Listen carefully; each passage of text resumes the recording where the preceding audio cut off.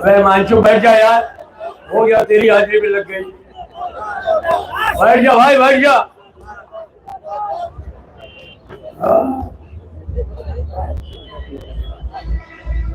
अभी हरनाम जी ने क्यों अखाड़े में जैसे दंगल में लोग आते हैं यूं हाथ आ गया पहलवान।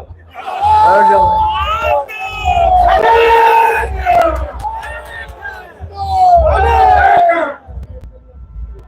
हरनाम जी हमारे डिविजनल प्रधान है, भाई गुज्जर,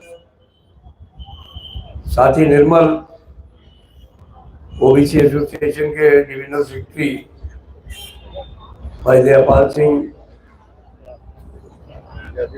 भाई विक्रम, डीके सिंह, हमारे साथी एस्मा के डिविजनल सेक्रेटरी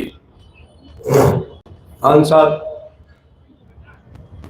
लालसा के डिविजनल सेक्रेटरी भाई नवीन, मंचासीन, सभी पदाधिकारीगण यहाँ उपस्थित, महिला शक्ति, युवा शक्ति, सबको मैं बहुत हृदय से धन्यवाद देता हूँ कि आज जितने जोरदार तरीके से आपने स्टेशन में स्वागत किया और जिस जोश के साथ आप यहाँ उपस्थित हैं, तो मुझे भाई दयापाल सिंह की बात में कोई जो है वो संदेह नजर नहीं आ रहा है। निश्चित तौर पर northern railway men's union northern railway पर सिंगल यूनियन के रूप में आ रही है।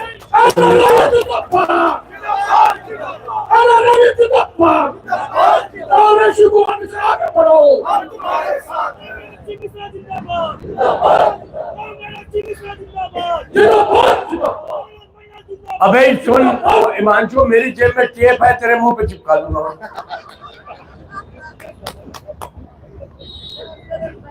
एक तो मैं भाषण देने जब आता हूं तो हमारे साथी भोजन की बात पहले कर देते हैं। अभी इन्होंने कहा कि देखिए अभी आपका भोजन भी है यहाँ।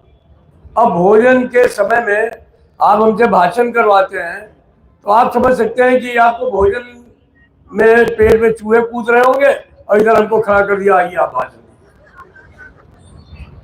लेकिन थोड़ा तो सोशल करने का अधिकार मेरे को भी है, तो ज्यादा नहीं करूंगा क्योंकि यहाँ तमाम बच्चियां हैं, बच्चे हैं, उनकी भूख का ख्याल मेरे को रहता है।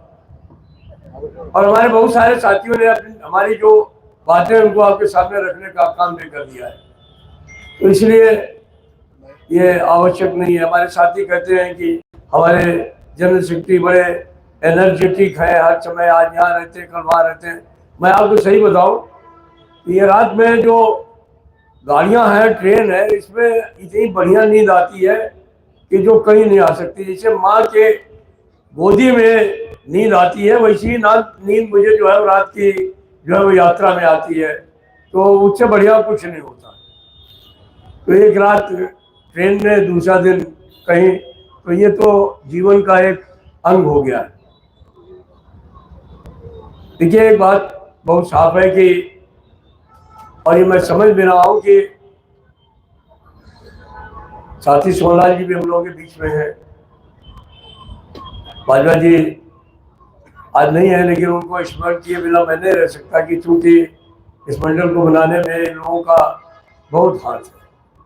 और आज दावे के साथ कर सकता हूँ कि निर्मल जी ने, हरनाम जी ने, गुज्जर जी ने, आप तमाम साथियों ने, ब्रांच शक्तियों ने मिल करके इसको एक नए जो है स्थान पर पहुंचाने का काम किया।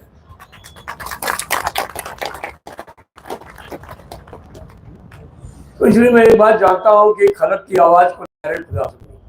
आज जो आपने आवाज दी है उसको ऊपर वाला भी सुन रहा है। चोपड़ा साहब भी हम लोगों के बीच में है, मैं आपको भी सलाम करता हूँ। तो ये जो स्थितियां हैं वो धीरे धीरे अपने आप निर्माण होंगी।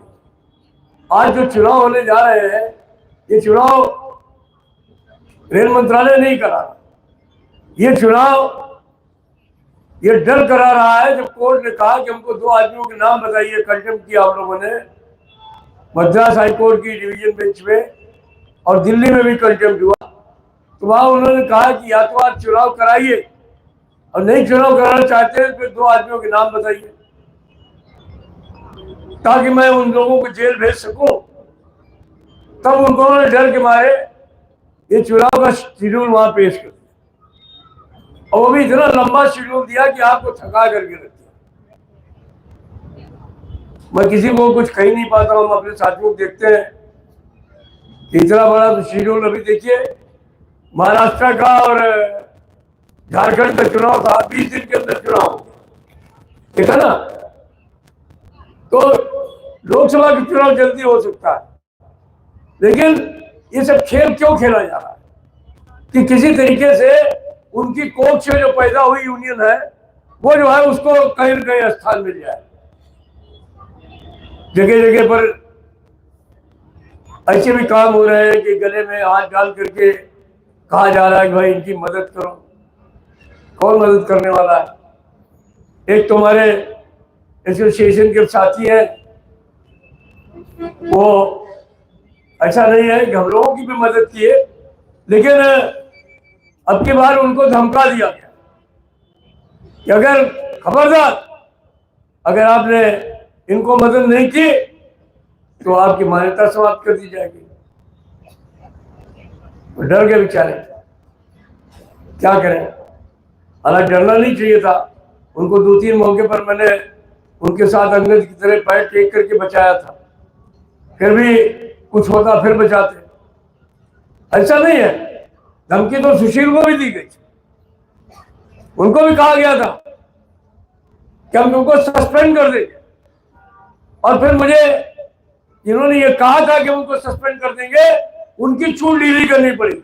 हमने कहा तुम सस्पेंड नहीं कर दोगे, लेकिन हम अगर आवाज देंगे रेल का चक्का जाम हो जाएगा, तुम्हारी छूट ढीली हो जाएगी। मैं आपको बता दूंगा, इसलिए ईमानदारी से चुनाव होने, जो जिसके साथ खड़ा है ठीक, आप अपने मुद्दों की बात करिए, आप सरकारी तंत्र का इस्तेमाल मत करिए, आप अपने पद और प्रतिष्ठा का ध्यान रखिए। ये अच्छा नहीं होगा किस तरीके से चुनाव में इंटरफेयर किया जाए। हमें खुशी है कि ऑल इंडिया ओबीसी एसोसिएशन ने पूरे तौर पर नॉर्दर्न रेलवे में ही नहीं 13 जोन्स ने लिख करके समर्थन हमारे एआरएफ के जो अफिलिएट है उनको देने का काम किया, और कहा कि हम ऐसी धमकियों में आने वाले लोग नहीं है, हम मुकाबला करेंगे इनका। अभी भाई नवीन एक चर्चा कर रहे थे, वहां भी एक ऐसे मिल गए उनको जिनका कोई जनाधार नहीं है, जिनके खिलाफ तेलंगाना हाईकोर्ट का स्टे भी है, लेकिन वो जाके बगल में बैठ गए कि मैं भी जनरल सेक्रेटरी हूँ। जनरल सेक्रेटरी कोई नहीं होता। अगर आज शिवगोपाल मिश्रा जनरल सेक्रेटरी है ऑल इंडिया रेलवे फेडरेशन के, तो तभी है जब लोग हमारे साथ, सरकार हमारे साथ हो, तो हमारा कोई फर्क नहीं पड़ता। लेकिन हम जनरल सेक्रेटरी तभी होंगे जब हमारे साथ रेल कर्मचारी होगा, उनका प्रतिनिधित्व करता होगा हमारे साथ।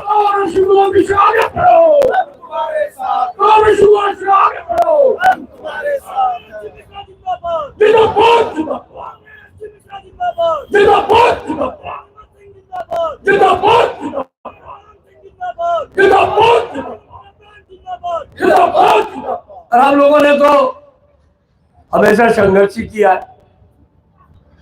100 साल जो है वो संघर्ष का इतिहास है। सरकार के खिलाफ ही लड़े हैं,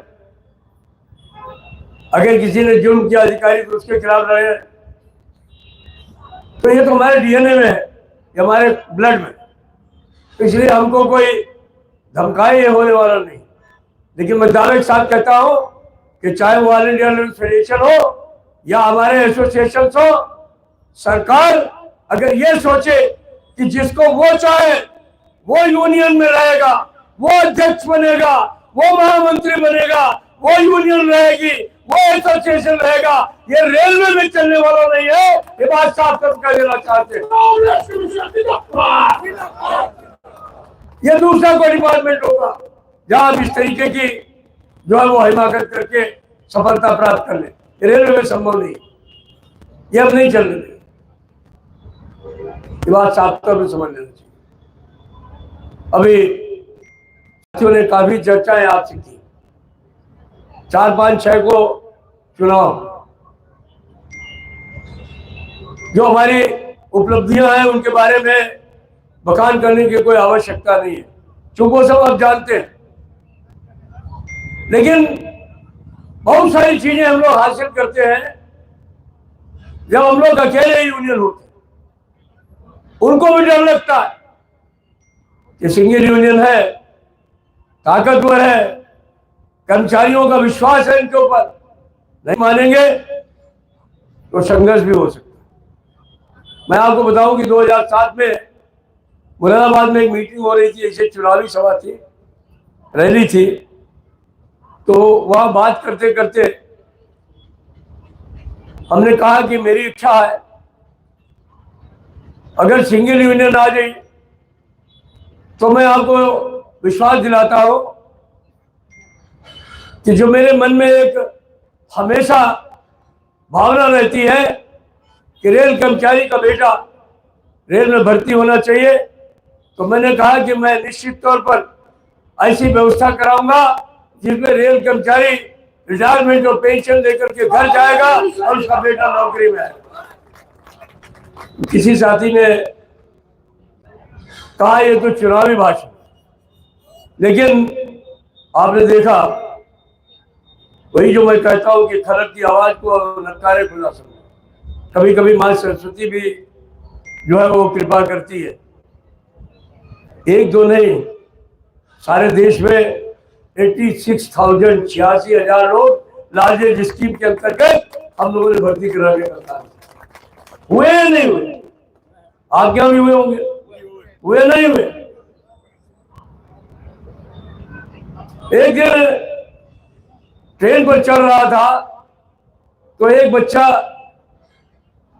एसी डिब्बे के सामने खड़ा हुआ, जेब से कंघी निकाल करके अपने बाल संवार रहा था। हम लोग भी कभी कभी कंघी निकाल करके बाल ठीक कर लेते हैं ना। मेरे ठीक है कि नहीं है? मैं भी कर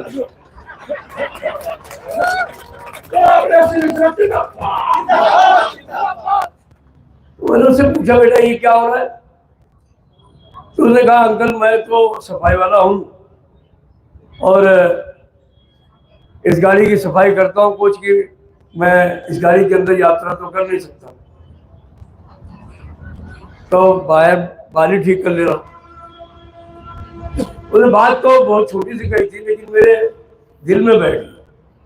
ममता जी मंत्री थी तो मैं उनके पास गया, कुछ मेरी भाव भंगिमा उस दिन ठीक नहीं थी, तो उन्होंने कहा दादा क्या है आज आप बहुत तनाव में? हमने कहा थोड़ा तो है। उन्होंने कहा क्या बात है? तो मैंने उनको सारी बात बता दी। तो उन्होंने कहा कि कुछ बोली नहीं,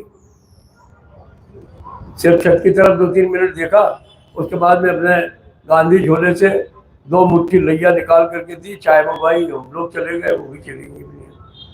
तो 6-7 दिन बाद उनका फोन आया, उनका दादा सबको एक पास जो है एसी का दे दिया।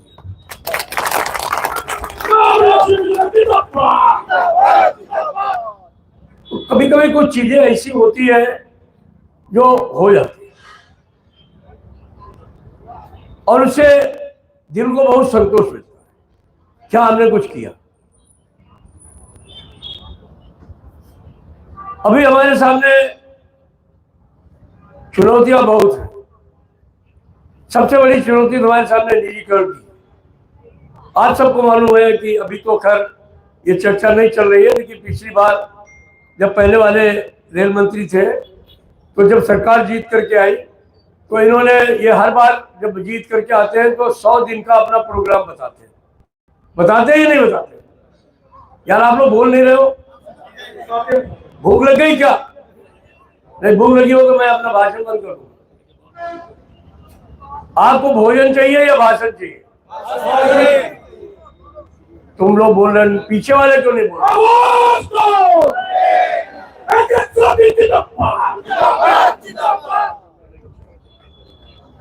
मैं ये पूछ रहा हूं कि ये सरकार जब आती है जीत करके तो ये अपने 100 दिन का कार्यक्रम जारी करती है।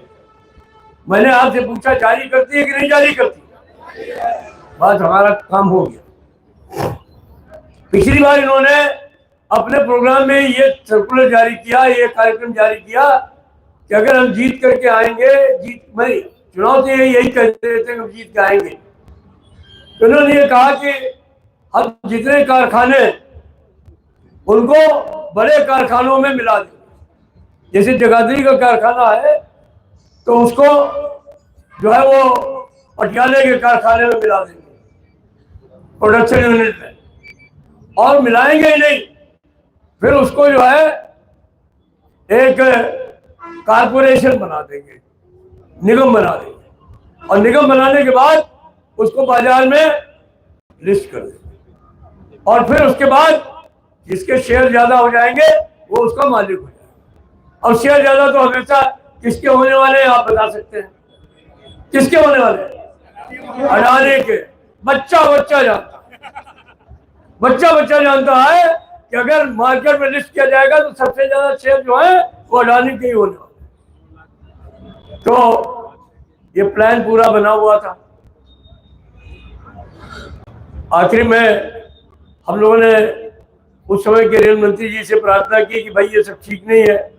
उनका इसमें बुरा क्या है, नहीं है क्या है, बल्कि यहाँ तक कि वो आ गए कि हम OHE को भी कारपोरेशन में बदल देंगे। यहाँ तक कि उन्होंने हमसे कहा कि हम कुछ 8-10% ज्यादा दे देंगे कारपोरेशन वालों को। तो मैंने कहा ये कामा फ्लाग है, ये हमको मत समझाइए। जब BSNL को कारपोरेशन बनाया जा रहा था उस समय भी कहा गया था कि तुमको 16% सैलरी और जो रिपीटेड परच्यूज है वो ज्यादा मिलेगी। आज हालत ये 3-3 महीने उनको तनख्वाह नहीं मिलती। तो हमने कहा 2-4% हम लोग तनख्वाह कम ले लेंगे, लेकिन हम सरकारी हैं, सरकारी रहेंगे, कारपोरेशन नहीं बनने देंगे। ये अच्छा समझ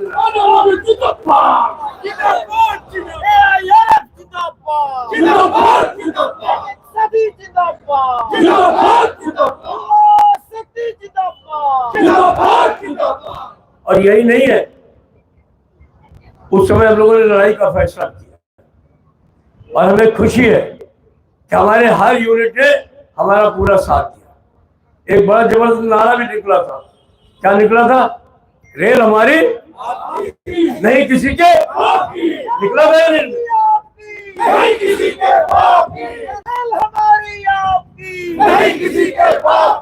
निकला था या नहीं निकला था? ये नारे ने बड़ा कमाल किया। इस नारे ने आपके कारखाने बचा दिया। उसी समय पार्लियामेंट के अंदर हमारी बहन भारतवर्ष की वित्त मंत्री निर्मला सीतारमण जी ने एक कमेटी रिपोर्ट के आधार पर एक बयान दिया कि अब रेलवे की 26% संपत्तियों को बेचने का काम करेंगे, विशुद्ध रूप से बेचने की बात। उनमें स्टेशन भी थे, उनमें हमारे यार्ड भी थे, उनमें हमारे अस्पताल भी थे, उनमें हमारी कॉलोनियां भी थी, मतलब उन्होंने पूरा स्टेडियम भी थे। अभी स्टेडियम की चर्चा की हमारे साथी निर्मल सिंह ने, इतना सुंदर स्टेडियम बना दिया सुभाष शर्मा जी ने। वो स्टेडियम भी बेचने की बात थी या नहीं थी? मैं अपने आप तो नहीं बोल रहा, ऑन रिकॉर्ड है ये सब। आजकल के बच्चे बड़े होशियार हैं, इतने पढ़े लिखे हैं, PhD हैं, BTech है, MTech है, डिप्लोमा है, बेचारे मजबूरी में गिट्टी कूटने वाली भी नौकरी पकड़ते हैं, इसलिए कि देश में रोजगार की कोई नीति नहीं और उनके सामने बेरोजगारी एक समस्या है। सबके पास एंड्रॉयड फोन है, गूगल सर्च करके देख लो कि निर्मला सीतारमण जी ने 26% संपत्तियां बेचने के लिए कहा था या नहीं कहा।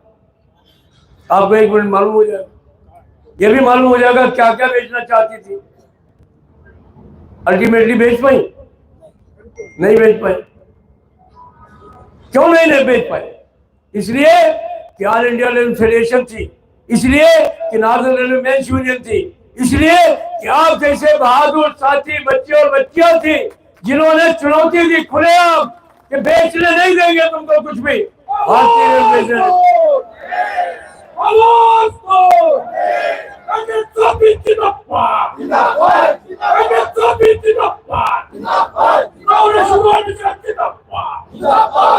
तो मित्रों, मैं एक बात आपसे बहुत साफ कर देना चाहता हूँ। वैसे सब लोग इस बात को समझते नहीं कि रेल को अगर कोई बचा सकता है तो सिर्फ और सिर्फ ऑल इंडिया रेलवे फेडरेशन बचा सकता है। नादर रेलवे ने बचा सकती है, क्योंकि इनके अंदर वो जज्बा है, इन्होंने शहादत दी है, इन्होंने हड़तालें की हैं, ये सीने पर गोलियां खा सकते हैं लेकिन भारतीय रेल को बिकने नहीं देंगे, ये हर आदमी जानता है, और ये काम ये पॉलिटिकल पार्टियों की कोख से पैदा हुए लोग कभी नहीं कर सकते। एक तो ऐसा ऑर्गेनाइजेशन जाता है, शुरू में कहते हैं नहीं नहीं साथ रहेंगे, बिल्कुल करेंगे, और उधर से एक शपथ पड़ती है तो फौरन सरेंडर कर जाते हैं। 60 में भी किया, 68 में भी किया, 74 में भी किया, और उसके बाद में क्या क्या अत्याचार कराए हर आदमी जानते हैं, उसका लाभ क्या लिया ये भी हम लोग जानते हैं। तो लड़ना तो खैर उनके बस का नहीं, वो तो आप ही को लड़ना पड़ेगा, लेकिन मलाई में वो भी हिस्सेदार हो जाते हैं। तो कोई बात नहीं, उनका अपना भाग्य है, हमारा भाग्य लड़के लेना है, उनका भाग्य है वो बैठे बैठे मलाई खानी, तो हमें उसमें कोई प्रॉब्लम नहीं। लेकिन मैं आपसे ये बात कहना चाहता हूं कि अगर रेल को बचाना है तो निश्चित तौर पर आपको इस झंडे वाले निशान पर मोहर लगा करके आपको नार्दर्न रेलवे यूनियन को पूर्ण बहुमत के साथ सिंगल यूनियन के रूप में लाना है, ये मैं आपसे कहना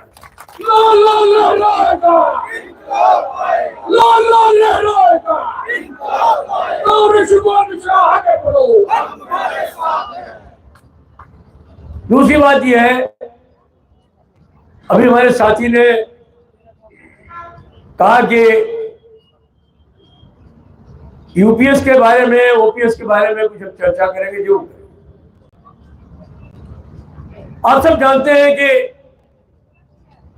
1 जनवरी 2004 को 26 दिसंबर 2023 को एक लेटर निकाल करके जसवंत सिंह ने, जो वित्त मंत्री थे उस समय एनडीए सरकार के, उन्होंने एक नोटिस निकाल दी कि जो है वो जो 1 जनवरी 2004 के बाद भर्ती हो गए वो नई पेंशन सिस्टम में भर्ती। उसके बाद कांग्रेस शासन आ गया, मनमोहन सिंह जी ने उसको पीएफआरडीए एक्ट में बदल दिया, कानून बना दिया कि ये जो एनपीएस गैर कानूनी था उसको कानूनी जामा पहनाने का काम मनमोहन सिंह की सरकार ने। तो ये दोनों सरकारों की आर्थिक नीतियां एक ही जैसी, इनको लगता है कि जो पेंशन है वो सबसे बड़ी समस्या है। ये तमाम ऐसे लोगों से लिखवाते हैं, आर्थिक जो है वो सरकार है, सो कॉल्ड इकोनॉमिस्ट है। मेरी समझ से तो इकोनॉमिस्ट नहीं, वो सब लोग पागल, उन्होंने गरीबी नहीं देखी, इसलिए वो लोग इस तरीके की बातें लिखते हैं। या फिर ये भी हो सकता है उनको पैसा मिलता हो लिखने के लिए, संभावना है पूरी है। उनसे लिखवाया जाता है कि अंग्रेजी हिंदी में कि pension is greying the economy of the country, pension जो है वो देश की इकोनॉमी को गर्त में मिला रही। ऐसे ऐसे अग्रलेख लिखे जाते हैं, पत्रकारों के स्तंभ लिखे जाते हैं, उसमें खुद पेंशन मजे से लेते। मनमोहन सिंह को 4 पेंशन मिलती, उन्होंने आईएमएफ में भी काम किया, वर्ल्ड बैंक में भी काम किया, उन्होंने प्रोफेसर की हैसियत से भी काम किया, और उसके बाद में वो सांसद भी रहे, प्रधानमंत्री भी रहे। तो उनको 4 पेंशन मिलती, और 2 पेंशन तो विदेशी मिलती जो आईएमएफ और वर्ल्ड बैंक की मिलती। खुद 4 पेंशन लेंगे, और हमारे साथियों के पेंशन के लिए नई पेंशन स्कीम लाएंगे, जो उसको कि हम नो पेंशन स्कीम कहते हैं। तो नो पेंशन स्कीम में आप सबको पता है, कुछ बताने की जरूरत नहीं है। 30,000 रुपए पाने वाले ओएस को उन्होंने खुद आके डीआरएम ऑफिस दिल्ली के गेट मीटिंग पे बताया कि हमारे को 30,000 रुपए पे मैं रिटायर हुई हूँ, मुझे 516 रुपए पेंशन, 516 रुपए। बच्चों और बच्चियों को 800 रुपए पेंशन मिल रही थी, 1200 रुपए पेंशन मिल रही थी, 1500 रुपए पेंशन मिल रही थी। तब हम लोगों ने 26, 27, 28 नवंबर 2022 को पूरी में फैसला किया, ऑल इंडिया रेल फेडरेशन के अधिवेशन में। पूरी कितने लोग गए थे, हाथ उठाइए। काफी लोग गए थे, याद है ना। वहां हम लोगों ने संकल्प लेने का काम किया कि अगला वर्ष जो है वो पुरानी पेंशन बहाली वर्ष होगा और इसके ऊपर पूरा आंदोलन होगा। उस आंदोलन में आप तमाम साथियों ने पूरी भागीदारी की। 21 जनवरी को हम लोगों ने प्यारेलाल भवन में दिल्ली में एक संयुक्त सम्मेलन किया, 36 जमातों को इकट्ठा किया। उनमें हमारे केंद्र सरकार के भी लोग थे, हमारे राज्य सरकार के भी कर्मचारी थे, उनकी जमायतें भी थी, हमारे निगम कर्मचारियों की भी जमायतें थी, उनमें ऑटोनोमस बोर्ड में काम करने वाले साथियों की भी जमायतें थी, शिक्षक भी शामिल थे और शिक्षक भी यूनिवर्सिटी से लेकर के प्राइमरी टीचर्स तक के शामिल थे। उनको सबको एक मंच पर ला करके फैसला किया कि लड़ाई लड़नी। पहला काम क्या हुआ कि द्रौपदी मुर्मू जी जो हमारी भारत की राष्ट्रपति है उनको ऑनलाइन पिटीशन भेजे जाए। 1 करोड़ से ज्यादा पुरानी पेंशन बहाली के नाम पर प्रतिवेदन आप तमाम साथियों ने देश की राष्ट्रपति को भेजने का काम किया। मैं सलाम करता हूं आप लोगों के जैसे।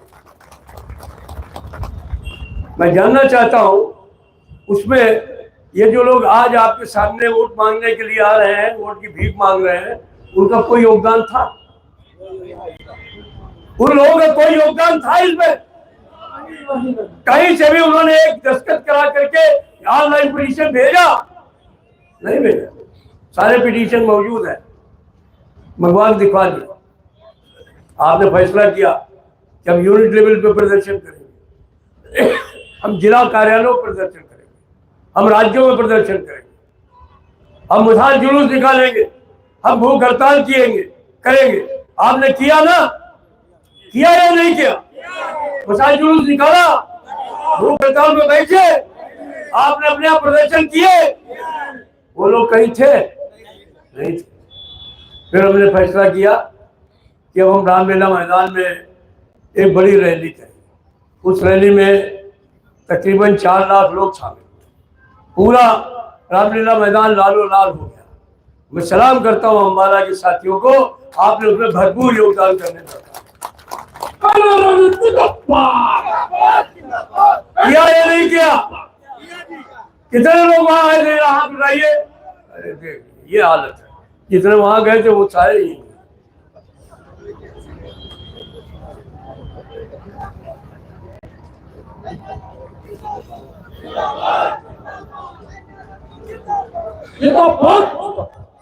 यही तो बात है, यही तो बात है कि मिटती हस्ती नहीं हमारी, वैसे रहा है दुश्मन दौरे जहां। आप लोग हो, इसकी वजह से हमारी हस्ती नहीं। आपके अंदर वो जज्बा है, जोश है।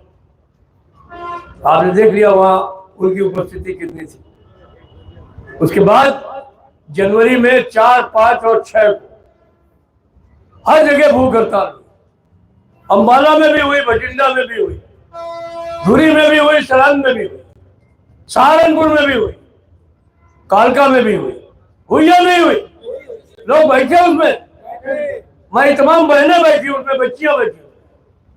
कहीं वो नजर आया आपको? अब इनको क्या हक है लोगों के बीच में आकर के वोट मांगने का? इनसे पूछना चाहिए कि भाई जब तुम लड़ते नहीं हो, कुछ करते नहीं हो, फिर क्या बात करते हो? लेकिन मेरी मजबूरी है, क्योंकि नेशनल काउंसिल जेसीएम के सदस्य, तो इसलिए हर नेगोशिएशन में हर जगह इनको हमको पूछना पड़ता है, ले जाना पड़ता है। तो इनको मैं, ऐसा नहीं है, कोई भी बात हुई तो वहां पर शामिल जरूर है। अब ये आपकी ताकत का परिणाम था। जब आपने रामलीला मैदान में रैली की तो सरकार हरकत में आ गई। उन्होंने समझा कि अभी तक जो लोग लड़ाई लड़ रहे थे वो राजनीतिक लड़ाई लड़ रहे थे, विशुद्ध रूप से गैर राजनीतिक लड़ाई लड़ने वाले लोग आ गए, ये सिर्फ कर्मचारियों के लिए लड़ रहे। तो अब कुछ ना कुछ हो जाएगा गड़बड़। तो वित्त मंत्री ने पार्लियामेंट में घोषणा कर दी कि हम एक कमेटी बना रहे हैं और एनपीएस में सुधार करें। उस कमेटी ने 3-4 राउंड हम लोगों से बातचीत, हर बातचीत में आज अभी मैं आया तो 10-15 साथी प्लेटफॉर्म पे हमको नारे लगाते हुए दिखाई पड़ रहे थे, कह रहे थे कि यूपीएस को वापस लो, यूपीएस को वापस लो। भाई अपने पिताजी से बोलो, वो लोग वापस कर रहे हैं ना, जो वहां बराबर मौजूद रहे, वहां करके आए, उनसे क्यों नहीं करते?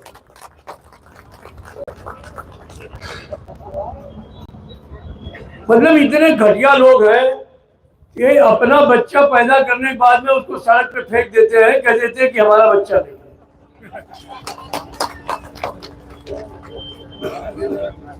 वैसे तो इनके अंदर बच्चा पैदा करने की क्षमता भी नहीं, मैं आपको सही बताऊं। हमेशा पड़ोसी के बच्चा को में लेके दिखाते हैं कि लीजिए ये हमारा बच्चा। तो इसलिए अपने बच्चे संभाल के रखिएगा आप, नहीं तो किसी दिन उठा के ले जाएंगे, कह देंगे मेरा बच्चा।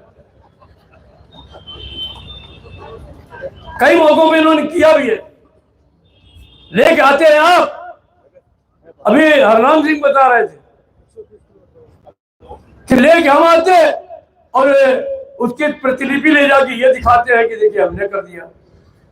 करने की क्षमता नहीं है, लेकिन जो आप कराते हो वो दिखाते हैं।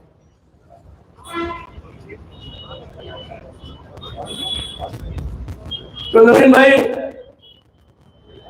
आप बहुत विस्तार से हम लोग इस पर चर्चा नहीं करेंगे, लेकिन मैं आपको एक बात बताना चाहता हूं कि उसमें जो निगोशिएशन चल रहा था, और निगोशिएशन में जो आज कैबिनेट सेक्रेटरी, उस समय फाइनेंस सेक्रेटरी होते थे, वो उस समय उसके अध्यक्ष होते थे कमेटी।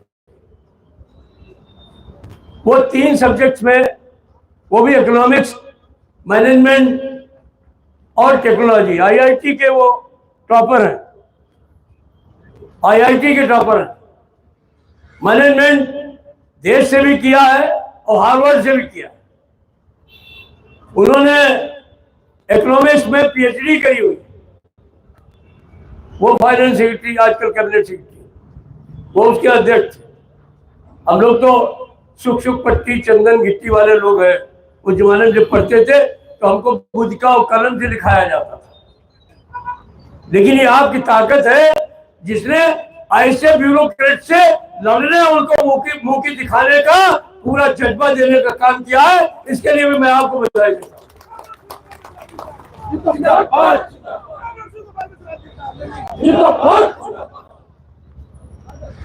तो उस कमेटी से उत्कंठा हो गया मांग को लेकर के, क्योंकि हमारी मांग थी कि हम ओपीएस में जो मिलता है उससे कम नहीं लेंगे। उन्होंने ये जरूर कहा कि आपको ओपीएस से इतना प्यार क्यों है। तो मैंने कहा प्यार तो है, प्यार नाम से नहीं है। प्यार ओपीएस में, जो ओपीएस के अंदर मिलता है, जो ओपीएस की, जो कहना चाहिए कि ओपीएस में जो भी सुविधाएं, उनसे हमको प्यार। आप ओपीएस को नाम नहीं देना चाहते, ना दीजिए, आप एपीएस दे दीजिए, एश्योर्ड पेंशन सिस्टम। आप जीपीएस दे दीजिए, गारंटीड पेंशन। बल्कि मैंने उनको यह भी कहा कि अगर आपको ये दोनों पसंद नहीं है तो आप हमको एमपीएस दे दीजिए। एमपीएस क्या है, कोई बता सकता है? देखिए, निर्मल जी ने बताया, बच्चों ने बता दिया, कहा कि मोदी पेंशन इसकी। सही में यही कहा। हमने कहा कि अगर आपको पसंद नहीं है तो आप मोदी पेंशन स्कीम नाम रख दीजिए, लेकिन हमको वही दे दीजिए जो ओपीएस में। कहने लगे कि आप तो बिल्कुल मजाक के उतारू। उन्होंने कहा इसमें मजाक क्या है, इनमें क्या मजाक? भाई आप कहते हो ओपीएस से हमको प्यार है, हम कहते हैं हमको बिल्कुल प्यार नहीं है। जो ओपीएस में मिलता था वो दे दीजिए। बहरहाल उन्होंने अपने कार्ड खोल दिए।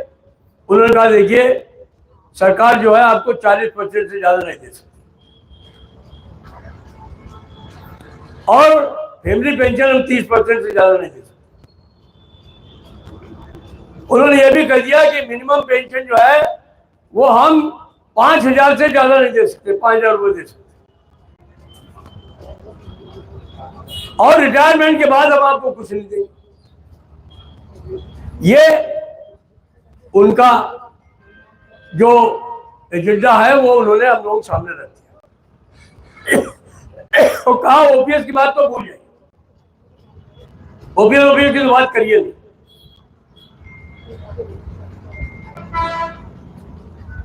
और हम लोग क्या कर सकते थे, वो नाम तो नहीं ले सकता, मेरी मजबूरियां, मैं स्टाफ साइड के सेक्रेटरी हूँ, कुछ चीजें इसी डिस्कशन में आती हैं सरकार के साथ भी और अपने आपस में साथियों के साथ भी, कि जिनकी चर्चा मैं नहीं कर सकता। लेकिन मैं इतनी बात तो कर ही सकता हूँ कि मैं उठ के खड़ा हो गया था तो मुझे एक बहुत बड़े लीडर ने हाथ पकड़ करके बैठाया हुआ, कहा कि जज्बाती मत बनो, इनकी बात को सुनो।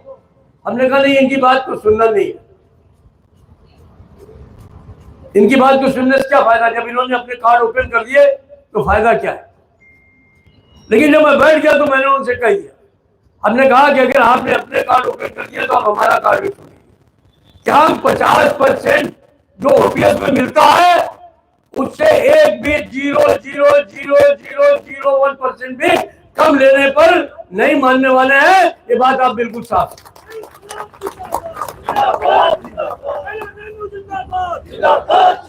और ये भी कह दिया कि जो ओपीएस में महंगाई राहत मिलती है वो भी आपको देनी हो। दूसरी बात, अगर कोई मर जाए पेंशनर तो 30% में उसका घर नहीं चलेगा, आपको 60% देना होगा। उन्होंने कहा अभी तो 40% मिलता है ओपीएस में। हमने कहा भूल जाइए, अभी हम नया निगोशिएशन कर रहे हैं, इसलिए आपको 60% देना। और हमने कहा 15,000 रुपए आपको जो है वो मिनिमम पेंशन देनी। उन्होंने कहा अभी 9,000 मिलती है ओपीएस में, आपको 15,000 चाहिए। हमने कहा चाहिए। और हमने कहा कि आदमी जब रिटायर होता है तो एक जश्न का माहौल होता है। आज देखिए हमारे कितने रिटायर्ड साथी अभी आए, कितने चौड़े तरीके से। सोहन लाल जी का चेहरा देखिए कितना चमक रहा है, सुभाष शर्मा का देखिए कितना चमक रहा है, एकदम लाल लाल है। कोई कहेगा कि रिटायर हुए, ये इनका कमाल नहीं है, ये पुरानी पेंशन का कमाल, ये पुरानी पेंशन का कमाल।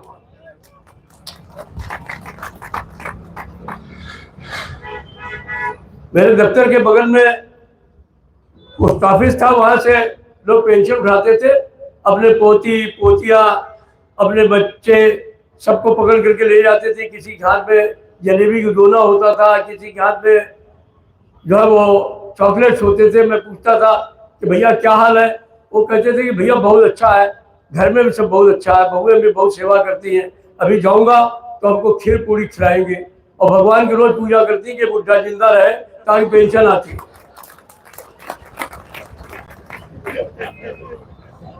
क्या हकीकत है, हकीकत है, जिसको छीनने का काम इस सरकार ने किया। तो मैंने कहा रिटायरमेंट के बाद में एक जश्न का माहौल होता है। हर आदमी सोचता है कि आज मैं रिटायर हुआ हूं तो घर में बहू बेटियां दामाद पोते पोती नाती नातिन, इवन बुआ मौसी फुआ, सारे रिश्तेदार सोचने लगते हैं कि आज तो भैया रिटायर हो रहे, शाम को आएंगे कुछ न कुछ तो गिफ्ट लाएंगे। होता ही नहीं होता। और सबसे ज्यादा तो खुश होते हैं दोस्त, सबसे ज्यादा दोस्त खुश होते हैं कि आज तो शाम को बहुत बढ़िया रंगीन वाली दावत मिलने वाली है। अगर किसी ने कहीं सूखी की दावत कर दी तो कहते थे बड़ा दरिद्र था। अंबाला के लोग तो हमारी बात को तस्दीक करेंगे। तो हमने कहा कि आप क्या चाहते हैं कि जिसमें खाली हाथ घर जाएगा तो लोग क्या कहेंगे, वो अपना सम्मान कैसे बचाएगा, अपने घर वालों में, परिवार में, रिश्तेदारों में, अपने दोस्तों के बीच में जो उसका सम्मान है, 30 साल 35 साल 38 साल 40 साल जो सेवा की है उसने, उसके बाद अपने घर जाएगा, उसके हाथ में कोई पैसा नहीं होगा तो अपने सम्मान की रक्षा कैसे करेगा। तो बड़े चिंतित हो गए पूरी कमेटी, डीओपीटी सेक्रेटरी भी उसमें, पीएफआरडीए का चेयरमैन भी उसमें, डीएफएस का भी सेक्रेटरी उसमें, बड़े बड़े हुक्मरान, सारे लोग चुप हो गए। हमने कहा कुछ जवाब है आप पास करें, नहीं कोई ऐसा जवाब नहीं है, लेकिन आप बात जो कह रहे हैं उसमें कुछ दम तो है। हमने कहा आपने इतना मान लिया, यही हमारे लिए बहुत है। लेकिन अल्टीमेटली जो है वो वार्ता एक तरीके से टूट गई थी। टूट इसलिए गई थी कि सबसे पहला सवाल था वही 40 और 50। लेकिन चलते चलते वो फाइनेंस सेक्रेटरी जो चेयरमैन थे उस कमेटी के, उन्होंने कहा कि आप जो है वो थोड़ा सा समय हमको और दीजिए। हम लोगों ने कहा नहीं, अब समय नहीं हो पाएगा, क्योंकि हम लोगों को कितने दिन भरम जाल में फंसाए रखे। तो हम लोगों ने आप लोगों को कह दिया कि आप लोग जो है वो अब स्ट्राइक के लिए गुप्त मतदान कर लीजिए, स्ट्राइक बैलेट कर लीजिए। किया ना आपने? हड़ताल के लिए बैलेट लिया था ना? और अंबाला मंडल ने जो सूचना भेजी उसके हिसाब से 95% लोगों ने हड़ताल के पक्ष में वोट दिया।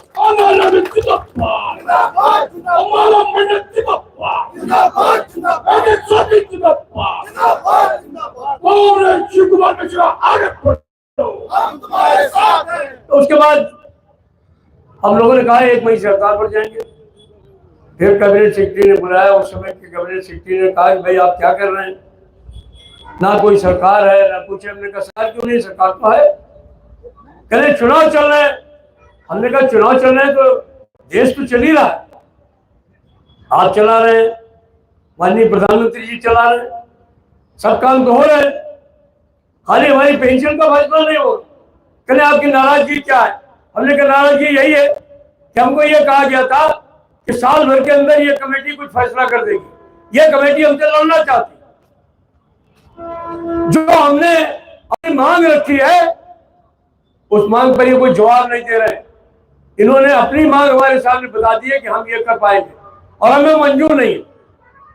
या तो आप कोई फैसला कराइए, नहीं फैसला कराएंगे तो हमारे पास हड़ताल के अलावा कोई विकल्प नहीं है। आप नहीं करेंगे तो चाहे जो परिस्थिति। सरकार आ गई, फिर मैंने बात करी उनसे कि भाई अब तो सरकार बन गई है, क्या होना चाहिए। तो हो जाता है कि मैं तो सोच रहा था कि वो कुछ रखेंगे, देश की इकोनॉमी की चर्चा करेंगे, हम लोगों के कंट्रीब्यूट बात करेंगे, जाने क्या क्या मन में विचार आए थे कि वो ये करेंगे और हम लोग ये जवाब देंगे। जैसे कोई बच्चा परीक्षा देने जा रहा हो, उसका इंटरव्यू हो, तो वो तमाम सवाल सोचता हुआ जाता है ना, ऐसे ही हम लोग भी सोच के जाते हैं कि वो ये बोलेंगे तो हम ये करेंगे, वो ये बोलेंगे तो हम ये करेंगे। ये सब सोच साझ के जा रहे थे। लेकिन जब वहां पहुंचे तो वो बड़े सहज भाव से आए, जैसे कोई प्रधानमंत्री नहीं है, कोई गरीब आदमी है। उन्होंने कहा अच्छा भाई आप लोग आ गए, नमस्कार, जैसे वो नमस्कार करते हैं, और कहा कि आप लोग बैठिए और आपको बहुत चिंता करने की जरूरत नहीं है। हमको आपकी बातों के बारे में, मांगों के बारे में पता चल गया है। हमने इनको कह दिया यार 40% दे सकते हो तो 50% देने में क्या प्रॉब्लम है, आपकी सब मांगे मान ली जाएंगी, कोई प्रॉब्लम नहीं है। इस बार अटल सरप्राइज होना। और ये जो हमारे मित्र लोग हैं, इनके बहुत सारे वीडियो तो आपने सुने ही होंगे, नहीं सुने हो तो भाई निर्मल भिजवा दो सबको। सुना ही नहीं सुना? वहां इतने कसीदे पढ़ रहे थे माननीय मोदी जी के, हम लोग चिंतित होकर के देख रहे थे। अरे सर आपका एक पैर तो यहाँ रहता है, एक पैर वहां रहता है, आपके बारे में क्या किया जाए, आप तो बिल्कुल मतलब इंसान नहीं। जैसे कहने का मतलब था कि जैसे कोई भगवान हो, ये बातें वहां बोल रहे थे। और फोटो खिंचवाने में तो वो जो चोपड़ा जी कहाँ चले गए, उनका एक मित्र है, वो ऐसा घुसा कि उसने अपने जो है नेशनल प्रेसिडेंट जो है उन्हीं को धक्का मार दिया बीच में कुछ। आप देखिए ना फोटो है, ऐसा होता है कहीं? पर ठीक है, जनरल सेक्रेटरी उनका मान लो जेसीएम का स्टाफ साइड लीडर है, वो पहले था, मान लिया मैंने। लेकिन उसके बाद तो उनके नेशनल प्रेसिडेंट को आना चाहिए था ना। लेकिन उसने उसको धक्का मार करके घुस गया कि कैसे हम मोदी जी के करीब में पहुंच करके फोटो खिंचवा लें। तो फोटो खिंचवाने की इतनी जल्दी, उनको बटर पॉलिश पॉल्सर लगाने की इतना कि जैसे मन पड़ता चिपक जाए, छूटे ही नहीं बिल्कुल। और बाहर निकले तो कह दिया कि हमने तो जंग जीत लिया, ऐसी तो कोई स्कीम हो ही नहीं सकती। अच्छा, 2 दिन बाद जब पार्टी की शपथ पड़ी तो उनको समझ आया यार हम तो इस पार्टी के यूनियन है, तो फिर सुर बदल गए। इसीलिए मैं आप लोगों से विनती करता हूं, आप लोग तो सब समझदार हैं ही हैं, और लोगों को भी समझाइए कि ये जो राजनीतिक पार्टी की कोख से पैदा हुई यूनियन है, इनको बिल्कुल उखाड़ करके फेंक देना है, उनको रेलवे में जगह नहीं देनी है।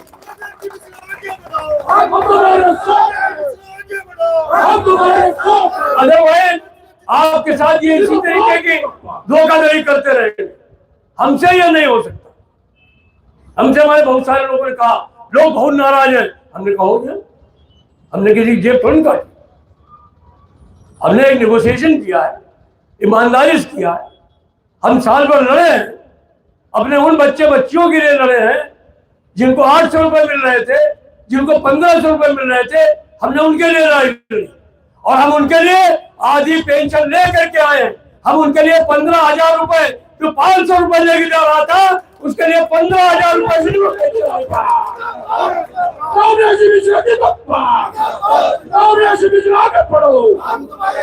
हमने कोई अपराध नहीं किया, हम ईमानदारी से काम करने वाले लोग, हम धोखाधड़ी वाले वाला काम नहीं कर सकते। काम किया है, काम करेंगे, झूठे वादे नहीं करेंगे, ये हमारा सिद्धांत, उस सिद्धांत को लेकर के हम लोग काम करते हैं। तो इसलिए कोई हमको ये कह दे कि आसमान के तारे ले आएंगे तो हम नहीं ला पाएंगे, तो हम कह देंगे हम नहीं ला पाएंगे। लेकिन जो हम लेके आए हैं, कोई माई के लाल लेकर के आ जाए तो उस दिन हम उसको प्रणाम करेंगे, उसको माला पहना।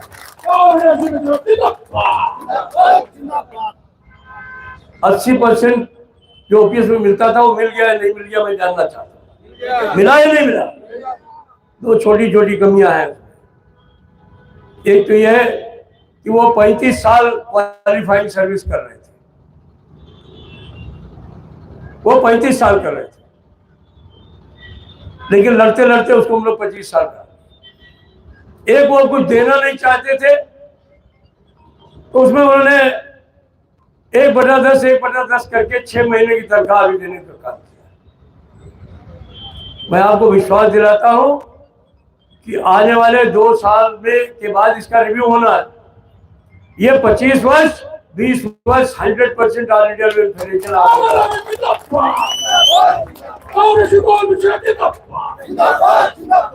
और कई लोग वहां भांग खा करके निगोशिएशन करते हैं। भांग का बड़ा एक जो है वो गलत प्रभाव होता है, उसमें ये होता है कि आदमी जो सोचता है वही सोचता रह जाता है, और जिसके पास सोच नहीं होती है वो खो जाता है। तो ये कुछ लोग ऐसे हैं जो खो जाते हैं। हम लोग जो है वो चैतन्यता से बात करते हैं, तो ये 10% की बात लोग कर रहे हैं, इसको तो भूल जाइए। 10% तो आपका है, आपके बाप का है, वो तो कोई ले नहीं सकता आपसे, वो मिलेगा ही आपको।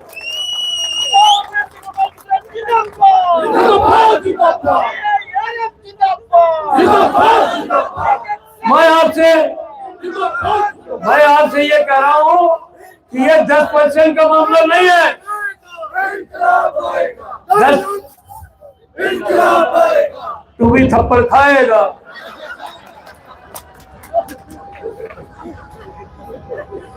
मैं आपसे ये कह रहा हूं कि ये 10% का सवाल नहीं है, ये 20% का सवाल है।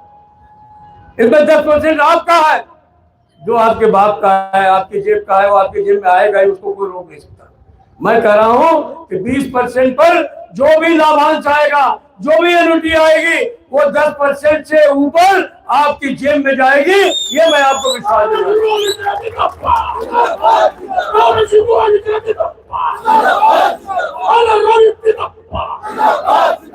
तो गारंटीड पेंशन आपको मिल गई 50%, आपको फैमिली पेंशन मिल गई 60%, आपको मिनिमम पेंशन मिल गई 10,000 रुपए प्लस डियरनेस रिलीफ, आपको 10% आपका रिटर्न मिलेगा, उसके ऊपर लाभांश में मिलेगा, आपकी जेब से कुछ जाएगा नहीं। जब भी कभी इसमें कोई कमी आएगी कॉर्पस में, सरकार उसको पूरा करने की काम करेगी। आप काइंडली 15 दिन और इंतजार कर लीजिए, अभी गजट नोटिफिकेशन आ रहा है। और एक बात बताएं, इसमें 60% आप विड्रॉ भी कर सकते हो, ऐसा नहीं कि नहीं, विड्रॉ की सीमा नहीं। जो भी भ्रांतियां हैं उनके बारे में कोई वो नहीं होना चाहिए। भाई गजट नोटिफिकेशन हो जाएगा, जो मैं कर रहा हूँ वो आपको ऑलरेडी वहां पे मिल जाएगा। और फिर भी मैं आपको विश्वास दे रहा हूँ कि ऑल इंडिया रेलवे फेडरेशन ये किसी पॉलिटिकल पार्टी की गोद से नहीं निकला, कोख से नहीं निकला। ये आपको संगठन, ये यूनियन मेरी नहीं है, ये यूनियन हमारे बच्चे बच्चियों की, ये यूनियन हमारे सदस्यों की, ये यूनियन हमारे सहयोगी ओबीसी एसोसिएशन की, ये यूनियन एस्मा के सहयोगियों की है, ये यूनियन लारसा जैसे सहयोगी की, ये यूनियन गार्ड काउंसिल जैसे सहयोगियों की, तमाम ऑर्गेनाइजेशन की। हम लोग सब मिल करके काम करते हैं। हमारा उद्देश्य सिर्फ एक ही है कि जो भी करना है अपने बच्चे बच्चियों के लिए करना है, अपने सदस्यों के लिए करना है, किसी सरकार को खुश करने के लिए कुछ नहीं। इसलिए आपको विश्वास दिलाता हूँ, इसमें कोई भी कमी होगी तो सरकार या तो उसको पूरा करेगी, बातचीत के जरिए पूरा करेगी, और नहीं करेगी तो उसकी ईंट से ईंट बजा देंगे, उसे लेकर के रहेंगे।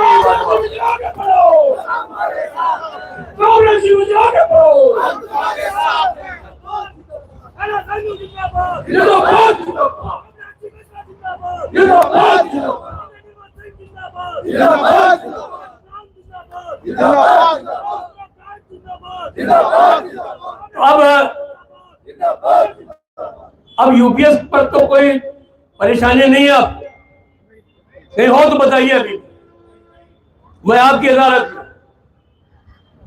अगर जरा भी आपको शंका हो तो बताइए, मैं कटघरे में हूं, मैं आपके लिए हाजिर हूं। अब हमने जो काम किया है वो आपके सामने है। ये लोग जो कहते हैं कि हम लाएंगे हू बहू, उनके पास हू तो है नहीं, बहू कहां से लें?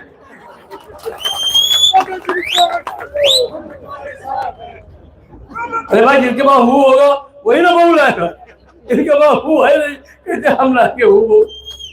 तो आप उनको छोड़ दिए, वो कुछ नहीं ला सकते। आपके ताकत पे जो कुछ हमने हासिल किया वो आपकी ताकत पे हासिल किया। हम कोई बजरंगबली थोड़ी ना, आप शक्ति देते हो तो मैं बजरंगबली हो जाता हूँ। आपकी शक्ति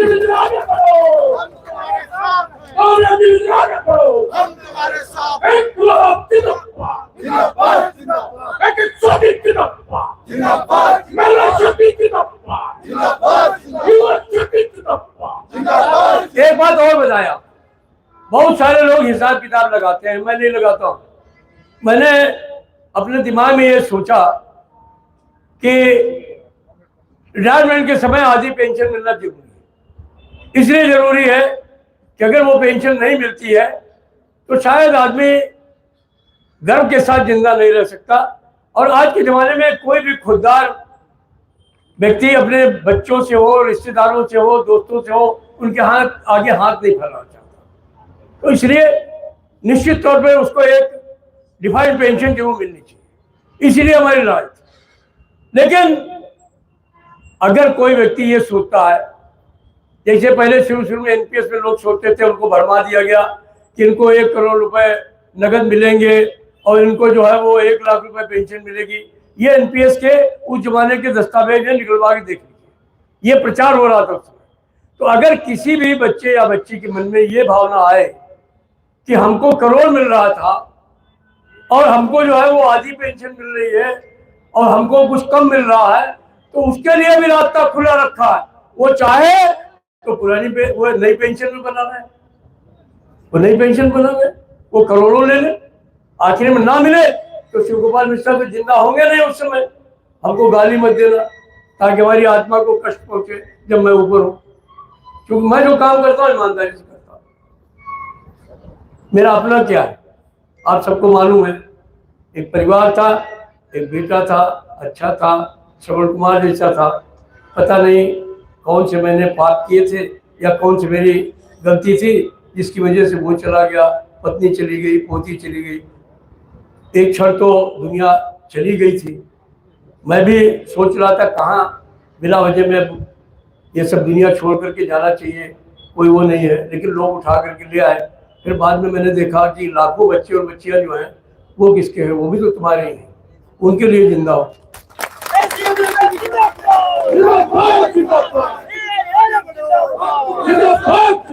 और इस बात का विश्वास दिलाता हूँ कि जब तक जिंदा रहूंगा तब तक ईमानदारी से अपने इन्हीं बच्चे और बच्चियों के लिए, उनके लिए ही जिंदा रहूंगा। हमारे लिए इसके अलावा कुछ नहीं चाहिए।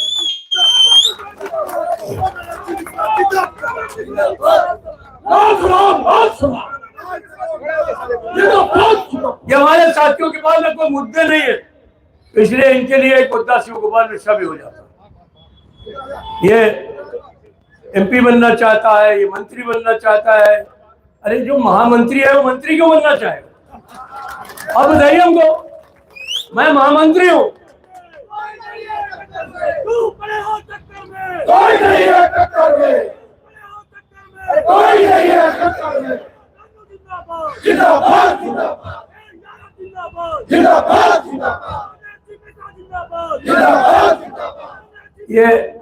जिंदाबाद। ये हिमांशु इसलिए इतना नारे लगा रहा है क्योंकि इसको भूख लग रही है। मैं भी संक्षेप में अपनी बात कह करके समाप्त करना चाहूंगा कि देखिए, ये यूपीएस का समस्या तो आप छोड़ दीजिए, हाथी निकल गया आप लोगों की मदद से। अभी पूंछ लटकी हुई है, किसी दिन एक धक्का देंगे पूंछ भी निकल जाएगी, जो बचा हुआ है वो भी आपको मिल जाएगा। अब हमारे सामने जो सबसे बड़ी चुनौती आने वाली है वो आने वाली है 1 जनवरी 2026 से हमारे नए वेतनमान आएंगे या नहीं आएंगे, तनख्वाह हमारी बढ़ेगी या नहीं बढ़ेगी। आप लोगों को तनख्वाह बढ़वानी है कि नहीं बढ़वानी है? नए भत्ते लेने हैं कि नहीं लेने? नया मल्टीप्लाइंग फैक्टर लेना है या नहीं लेना है? तो इसके लिए आप थोड़ा सा मजबूती से तैयार हो जाइए, और मजबूती से तैयार तभी होंगे जब यूनियन को आप मजबूती से सिंगल यूनियन के रूप में लेकर के आएंगे, तभी सरकार दबेगी, तभी सरकार आपको कुछ देने वाली है। हमने वैसे 4 महीने से कुछ नेगोशिएशंस कर रहा हूँ। सरकार का रवैया बिल्कुल विली नीली है। विली नीली का क्या मतलब होता है? झुलमुल है। कभी वो कुछ बोलते हैं, कभी वो कुछ बोलते हैं। कभी ये नहीं मना करते कि नहीं बैठा लेंगे, लेकिन वो बहुत बहकी बातें करते हैं। तो अभी हमने उनको साफ तौर पे कह दिया कि भाई 31 दिसंबर तक अगर आप वेतन आयोग की घोषणा कर देते हैं तो ठीक है, और नहीं करेंगे तो जनवरी के महीने में जंग छेड़ने का ऐलान ऑल इंडिया फेडरेशन करेगा। ये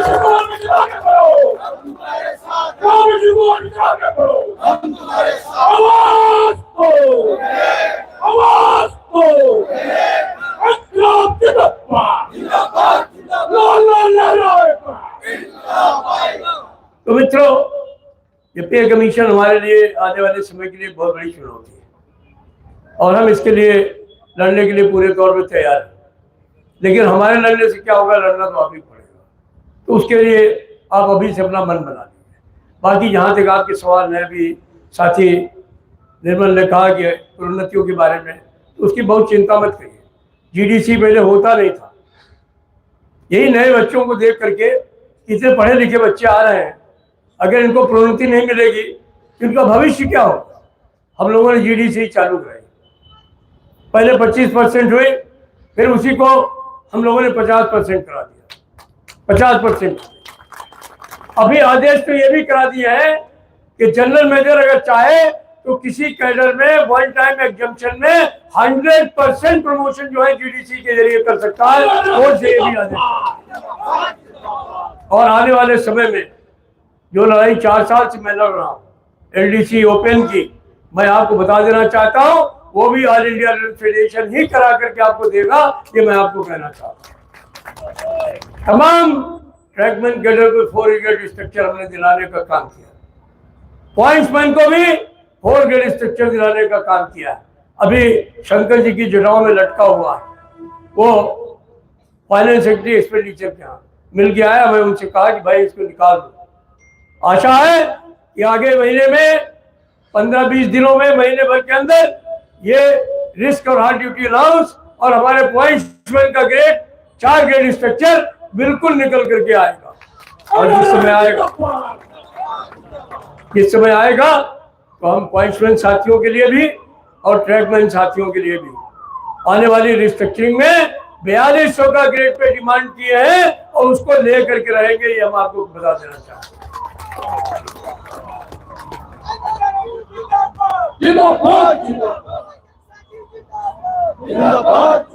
यही नहीं है जो हमारे टेक्नीशियन साथी हैं, स्वर्गीय टी.एन. वाजपेयी जी ने 2% मास्टर ड्राफ्ट्समैन को 2% दिलवा करके एक विंडो खोलने का काम किया। अभी कितना % है मास्टर ड्राफ्ट्समैन? 26%। अभी आने वाले समय में हम लोग इसको 40% कराएंगे, ये हम आपको कहना चाहते हैं। और 40% ही नहीं कराएंगे, इसमें से इसका एक हिस्सा 4600 के भी ग्रेड में कराएंगे, ये भी हम आपसे कहना चाहते हैं, क्योंकि इसको टर्मिनल ग्रेड नहीं, हमारे रनिंग स्टाफ के साथी उसी ग्रेड में वंदे भारत 4200 में ही मेल एक्सप्रेस सुपरफास्ट पैसेंजर, तो ये जुर्म नहीं चलेगा। आने वाले समय में जो भी रिस्ट्रक्चरिंग करने जा रही है उसमें उनको 4600 का ग्रेड पे देना होगा, ये मैं आपको सीधे तौर पर कह रहा हूं।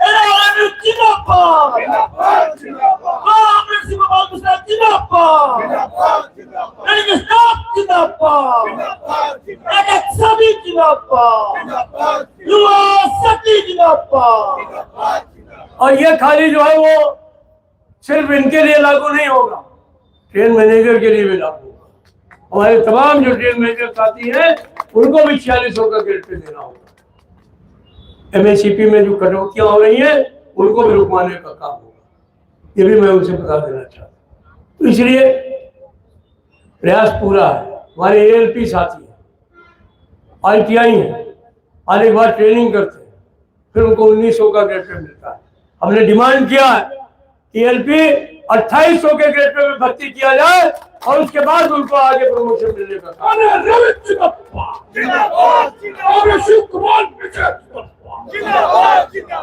ये CLI, CHI, ये जो तमाम कैडर है, IT कैडर है, ये जो छूटे हुए हैं उनको भी आने वाले समय में 4800 और 5400 का ग्रेड पे दिलवाने का काम ऑल इंडिया सोल्यूशन करेगा। तो मैं आपको बताना चाहता हूँ, आपकी ड्यूटी के घंटे हमने हाई पावर कमेटी बैठवा के DP त्रिपाठी की अध्यक्षता में उन्होंने सीधे तौर पर आदेश किए थे कि 8 घंटे से ज्यादा ड्यूटी किसी की नहीं होनी चाहिए, क्योंकि ILO का सिद्धांत है इंटरनेशनल लेबर ऑर्गेनाइजेशन का कि 8 घंटे व्यक्ति ड्यूटी करेगा, 8 घंटे आराम करेगा, 8 घंटे उसकी जो सोशल लाइफ है उसके लिए होंगे। लेकिन यहाँ कोई सोशल लाइफ है नहीं। SNT का साथी है हमारा, लगता है उसकी शादी जो है वो सिग्नल के खंभे से हुई, वहां से निकलता है फोन आ जाता है, देखिए वहां गड़बड़ हो गई, वो बेचारा फिर वापस चला जाता है। ड्यूटी का रोस्टर हमारे साथी भाजपा ने अंबाला में बनवा लिया था, खाली अकेला एक डिवीजन है जो पूरे नॉर्दर्न रेलवे में जहां सिग्नल के साथियों का ड्यूटी रोस्टर।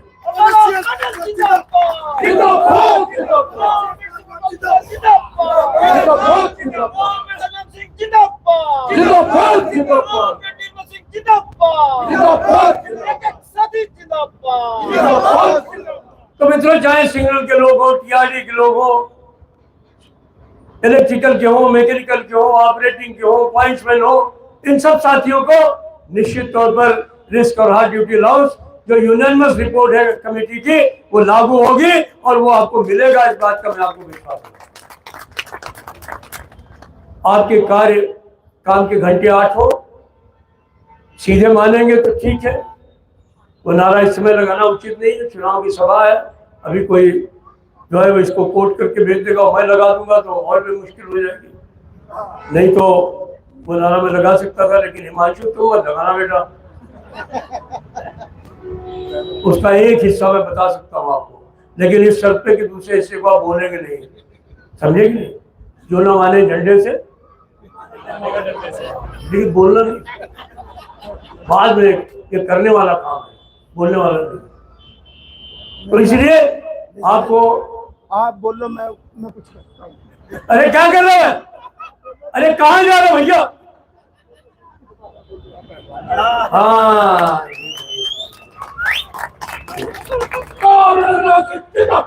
जिंदाबाद जिंदाबाद हमारा मंडल जिंदाबाद जिंदाबाद जिंदाबाद जिंदाबाद जिंदाबाद जिंदाबाद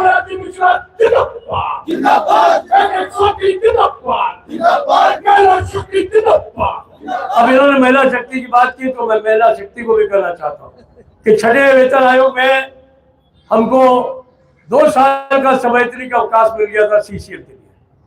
बाद में 7वें वेतन आयोग ने बेईमानी करके उनमें से 20% दूसरे साल में काट लिया। मैं आपको विश्वास दिलाता हूं कि आने वाले समय में आपको 2 साल का संवैतनिक अवकाश दिलवाने का काम ऑल इंडिया रेलवे फेडरेशन। हमारी बहुत सारी बच्चियां ट्रैकमैन में है, लोको पायलट में है, आर्डुअस ड्यूटीज में है। हमने लोहानी साहब से बात करके वन टाइम एक्सेप्शन में एक बार उनको उनकी चेंज ऑफ कैटेगरी कराने के आदेश करा दिए थे, लागू नहीं हो रहे हैं। आने वाले कल में उनके लिए चेंज ऑफ कैटेगरी का आदेश भी वन टाइम लागू कराने का काम करेंगे। उनकी जो है वो जहाँ वो काम करती है, चाहे सिंगल महिला काम करती हो, वहां पर वॉशरूम और चेंज रूम की सुविधा जो है वो दिलवाने के आदेश हो गए। अभी आपने बड़ा जबरदस्त महिला सम्मेलन किया यहाँ पर जो है वो अम्बाला के अंदर। प्रवीणा जी ने उसकी जो है वो गुणगान जो है वो कई मीटिंगों में किया। अभी कल भी एक बड़ी भारी रैली थी लखनऊ में, वहाँ भी उन्होंने उसका जिक्र किया कि अम्बाला में जो है वो 300 से ऊपर महिला साथी इकट्ठा हुई, 6,600 महिला। जिंदाबाद जिंदाबाद जिंदाबाद महिला शक्ति जिंदाबाद जिंदाबाद जिंदाबाद महिला शक्ति जिंदाबाद जिंदाबाद। तो जो महिला शक्ति इतने अच्छे तरीके से संगठित है इस झंडे के साथ में, उसके लिए कोई भी कुछ भी करना होगा ऑल इंडिया रेलवे फेडरेशन की ओर से हम आपको विश्वास दिलाते हैं कि हम लोग पूरी ताकत से आपके साथ खड़े रहेंगे, आपकी पूरी सुरक्षा देंगे, आपको पूरे जो है वो आपकी जो स्पेशल नीड्स है उनको भी ध्यान में रखते हुए पूरे तौर पर कोशिश करेंगे कि जो भी आपको सुविधाएं हैं उनको कराने का काम ऑल इंडिया रेलवे फेडरेशन करे। ये हम आपको विश्वास दिलाते हैं। महिला शक्ति जिंदाबाद महिला शक्ति जिंदाबाद युवा शक्ति जिंदाबाद मैंने आपको कहा कि एक झटके में दीदी को इमोशनली ब्लैकमेल तो मैं नहीं कहूँगा, ब्लैकमेल होने वाली वो है भी नहीं, तो उनको हम लोगों ने आपके प्रति ममता जगा करके उनसे पास ले लिया। अभी हम लोग प्रयास कर रहे हैं ये पास 1 के बजाय 2 हो जाए, और 2 ही नहीं हो जाए, इस पे आपका माँ और बाप दोनों तीर्थ यात्रा करें, हम इसका भी प्रयास करें। आप इंतजार न करें कि बाप ऊपर चला जाए तब माँ को लेके जाए। आप जो है वो बाप के जिंदा रहते हुए माँ और बाप दोनों को लेकर के जाए। रिटायरमेंट के बाद में नौकरी में आए तो ठंडा पास, रिटायर हो जाए तो मिलेगा नहीं। अभी जब रिटायर होंगे मैं पूरी कोशिश कर रहा हूँ कि आपको ठंडा पास रिटायरमेंट के बाद भी मिले, इसका भी हम लोग कोशिश। आप जहाँ चिकित्सा कराते हैं हमने आदेश करा दिए थे कि वहीं पर आपके माँ बाप का भी इलाज होगा। ममता जी ने किए थे, लेकिन बाद में वो जो आ गए हमारे दूसरे रेल मंत्री, उन्होंने पार्लियामेंट में ले जाकर के पार्लियामेंट में बयान दे दिया था, बजट में पास हो गया, लेकिन सदानंद गौड़ा जी ने उसको पलटने का काम किया। अभी भी वो विषय चल रहा है। हम आने वाले समय में निश्चित तौर पर जहां आपका इलाज होता है वही आपके माँ बाप के इलाज की भी व्यवस्था कराएंगे, ये हम आपको विश्वास देते हैं। बहुत सारी योजनाएं, संकल्प पत्र हमने निकाला है, वो आप सब साथियों को मिला ही होगा। मिला या नहीं मिला? नहीं मिला हो तो दिलवा दीजिए भी और लोगों को। तो ये संकल्प पत्र को पूरा करना ऑल इंडिया रेलवे फेडरेशन का काम। पहले तो हम अकेले थे, आज हमारे साथ ओबीसी एसोसिएशन बहुत बड़ी ताकत है, एक मजबूत पिलर है हमारे साथ, जो एक मजबूती के साथ हम लोग जोड़ने का काम किया। हमारे साथ आयस्मा ऐसा संगठन है जिसको सारी हिंदुस्तान जानता है। कर्मचारी को कोई जानेगा या नहीं जानेगा, लेकिन रेलवे में 2 कैटेगरी ऐसी है जिसको सब लोग जानते हैं, एक तो स्टेशन मास्टर है और दूसरा टिकट चेकिंग स्टाफ। उसको सारा हिंदुस्तान जानता है कि भाई रेलवे में पूछो कौन है, तो एक तो बड़े बाबू हैं स्टेशन मास्टर साहब, और दूसरे जो है वो हमारे जो है वो है रनिंग स्टाफ, दूसरे लोग, उनको तो गाड़ी चलाते इस नाते जानते हैं, लेकिन इनसे रोज काम पड़ता है। टिकट रिजर्व नहीं हुई तो टीटी बाबू बात पहुँचे, भैया टिकट नहीं हुई है, बैठ लो, अच्छा चलो देखते हैं। बड़े बाबू का काम यह है कि उनको तो गांव गांव जानता है, हर आदमी जानता है, और वो अपने में ही नहीं, वो एक तरीके से अपने स्टेशन की सरपंच है, प्रधान है, अपनी भी समस्याएं झेलते हैं और जो वहां दूसरा कर्मचारी है उसकी भी झेलते हैं और जो पैसेंजर है उसकी भी झेलते हैं। आप सोचिए उनको कितना स्ट्रेस होता होगा, कितने तनाव में आते हो। तो अभी साथियों ने हमको मेमोरेंडम दिया, मैं उनकी बात से बिल्कुल सहमत हूँ। एक बार इसी को लेकर के हम लोगों ने पिछली बार जो है वो जो हमारे कंट्रोलर लोग हैं उनको स्टेशन अलाउंस दिलवाया 5,000 रुपये। अभी विश्वास दिलाता हूँ आपको, आने वाले समय में निश्चित तौर पर आप लोगों को भी स्टेशन अलाउंस मिलेगा, इस बात का मैं आपको बताऊंगा। तो इसलिए किसी भी साथी को कोई चिंता नहीं करनी चाहिए। और एक बात और बता दें आपको, हम लोग रेलवे मैन हैं, रेल कर्मचारी हैं, हमारा आपस में भाईचारा है, हम एक परिवार के लोग हैं और हमारी आदत यूज एंड थ्रो की नहीं है। जो एक बार मिल जाता है, जिसको हम लोग एक बार गले लगा लेते हैं, फिर उसको छूटने नहीं देते। तो आप ये भी समझ लीजिए, मैंने कह दिया है सुशील को भी, वो मेरा बड़ा प्यारा भाई है, हमने कह दिया कि ये दोस्ती जो है वो एक दिन की नहीं है, ये वोटिंग तक नहीं चलेगी, इसके बाद भी रहेगी। हम लोग मिल करके रेल कर्मचारियों के लिए कुछ ऐसा करेंगे कि आने वाले दुनिया याद करेगी, हमारा रेल कर्मचारी याद करेगा, उसका परिवार याद करेगा। हम वो बात आपसे कहना चाहते हैं। हम ये जो भर्ती वाली समस्या बंद हुई है काला सिंह की वजह से, उसको भी चालू कराएंगे। जो सेफ्टी कैटेगरी के लोग हैं रिटायरमेंट लेके घर जाएंगे, उनका बच्चा रेलवे की नौकरी में आएगा।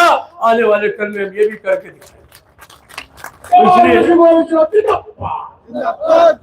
तो इसलिए आपको बहुत चिंता करने की जरूरत नहीं है। कुछ दीपक जैसी बात हमारे साथी जो है वो दयापाल सिंह जी ने भी की थी, तो मेरे को भी एक दीपक की याद आ गई कि हम लोग बड़ी विपरीत हवाओं में काम कर रहे हैं, आंधियों में काम कर रहे हैं, ऐसी सरकार के साथ काम कर रहे हैं जो निजीकरण करना चाहती है, जो बेकमीशन नहीं लाना चाहती, जो आपको प्रोन्नति नहीं देना चाहती, जो आपके निवास की प्रॉब्लम नहीं कर रही है। फिर मैं बताऊं आपको, पीछे मैंने माननीय रेल मंत्री जी से बात की, हमने कहा कि सबसे बड़ी समस्या जो कर्मचारी रेलवे के आवासों में रहते हैं उनकी है।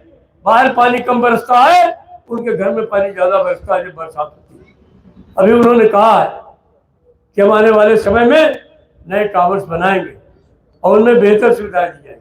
हमने कहा एक कमरे से काम नहीं चलेगा, हर कर्मचारी को कम से कम 2 बेडरूम का आवास देना होगा, और वो भी उसकी लॉबी के साथ, उसके डाइनिंग रूम के साथ, उसके साथ, ताकि उनको आराम से रहने का मौका मिल सके, इज्जत के साथ रहने का मौका मिल सके। तो ये सारी चीजें अपनी जगह हैं, लेकिन इन सारे झंझावातों के बावजूद अगर हम लोग जिंदा हैं तो वो सिर्फ और सिर्फ अपने कैडर और आप लोगों की वजह से ये संगठन जिंदा है और संघर्ष के लिए तैयार है। छतों पे जलते दिए कब के बुझ गए होते।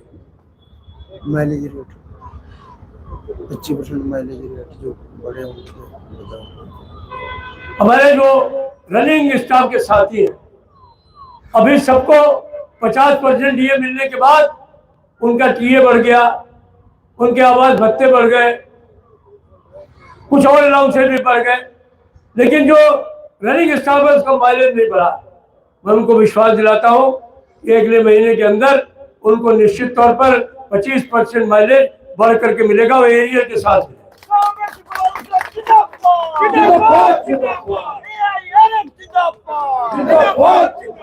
तो मैं आप तमाम साथियों का इस्तकबाल करता हूं, आशा करता हूं कि जो साथी हमारे ओबीसी एसोसिएशन के हरमन प्यारे साथी दयापाल सिंह जी ने कहा है, एस्मा के डिविजनल सेक्रेटरी ने कहा है, लासा के डिविजनल सेक्रेटरी ने कहा है, हमारे गार्ड काउंसिल के साथियों ने कहा है, मुझे पूरा यकीन है कि 12 तारीख को जब बक्सा खुलेगा तो निश्चित तौर पर आप सिंगल यूनियन के रूप में जीत के आएंगे। मैं इसके लिए आपसे अपील करता हूँ कि आप तमाम अपने साथियों को इस बात के लिए तैयार करें और जो समस्याएं हैं, जो बातें हम लोगों ने की है, उसके बारे में भी चर्चा करें। मुझे पूरी आशा है कि सफलता आपको जरूर मिलेगी, और ये इसलिए मिलेगी कि छतों पर जलते दिए कब के बुझे होते, कोई तो है जो इन हवाओं का रूप बदलता है, जो इन हवाओं का रूप बदलता है। वो सिर्फ और सिर्फ आप साथी हैं, और आप इस बार फिर हवा का रूप बदलेंगे, नॉर्दर्न रेवेन्स यूनियन को अकेले यूनियन के रूप में लेके आएंगे। धन्यवाद। जय हिंद।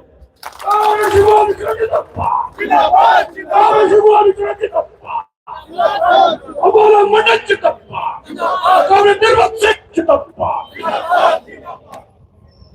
साथियों, जाना कहीं नहीं, खाना भी खा के जाना है।